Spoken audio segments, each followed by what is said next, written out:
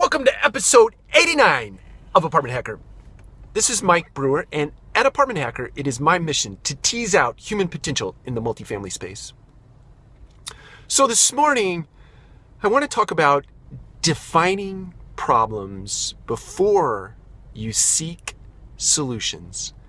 So many times, I see scenarios. I'm even involved in these at times because I get so caught up in the emotion of a problem that I run down a path to find a solution only to discover that the problem is a completely different problem.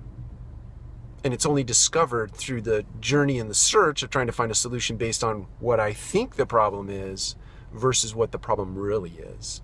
Just yesterday, I was having this discussion with the controller in our organization, and one of our regional managers had come to her to talk about a problem that an on-site person was having in terms of being shut out of our property management software.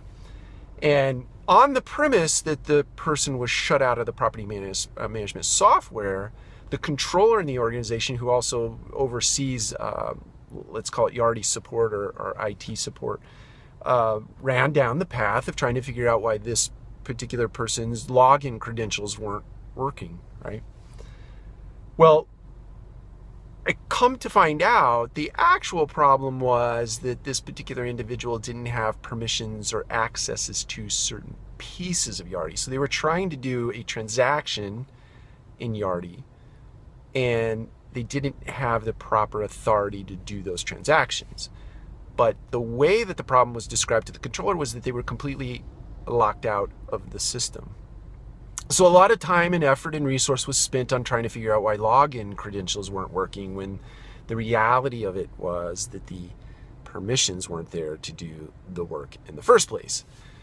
So my call to action for you today is that any time that an issue or a concern or an adversity or something comes to you, stop and clearly define what the problem is. Ask a few extra questions to make sure that you completely discern what the problem is before you try to find the solution. You will save yourself a mountain of time over the course of a year or 2 years or 3 years. That's it. I hope you have an amazing Thursday, and we will talk to you again tomorrow. Take care.